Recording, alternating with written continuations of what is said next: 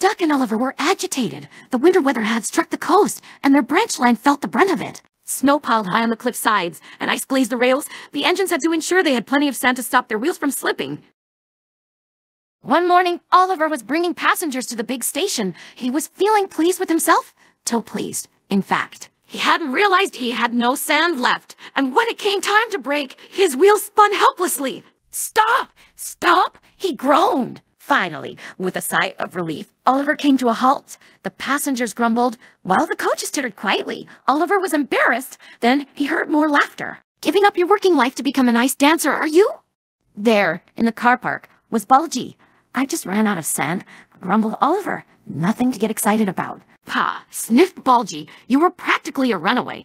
You'd never catch me slipping on my roads. Your passengers would be much better off in my care." With that, Bulgy roared away. Oliver rolled his eyes. Now, Bulgy was trying to be on his best behavior.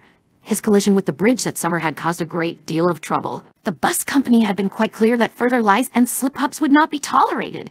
Even so, Bulgy couldn't resist a chance to taunt the engines. Bulgy was on his way back to the bus depot and had to drive down a long country road. Contrary to his boasting to Oliver, he did need to be mindful. The roads were wrought with black ice. However, his sturdy tires gripped well, and he felt pleased. "No slips from me," he chuckled. Up ahead, Carolyn was trundling slowly along. "Steady now, steady now," she mumbled anxiously. Her tires were worn, and she was being extra careful. Before long, Bulgy came up behind her, honking angrily. "Get a move on," he shouted. "How rude," retorted Carolyn. "Go around, you brute." Bulgy didn't need telling twice. He swerved to pass Carolyn when it happened. His tires hit a patch of black ice. He swiveled this way and that. "Oh!" he cried, "help!" But it was too late. Bulgy leaned and toppled off the road into a snowy ditch close to the railway. "Ouch!" he wailed. "Please get help." "Oh, all right," sighed Carolyn. "As soon as I get to the station." Bulgy sighed, knowing Carolyn that wouldn't be any time soon.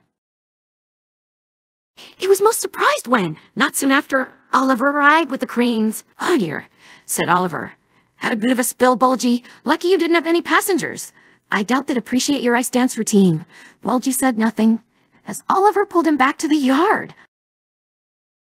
The owner was waiting. "Bulgy," he said sternly, "I demand an explanation." Bulgy was suddenly very worried. He knew it was his fault. "It was that Carolyn, sir," he stammered. She cut me off. I had to swerve to avoid crashing into her." "She did not," interrupted Oliver. "I was bringing my return train when you pulled your little maneuver. We saw you crash and brought the cranes as fast as we could." Bulgy gulped. He'd been caught. The owner, red-faced, turned back to Bulgy. "Aha! And there you go, lying once again."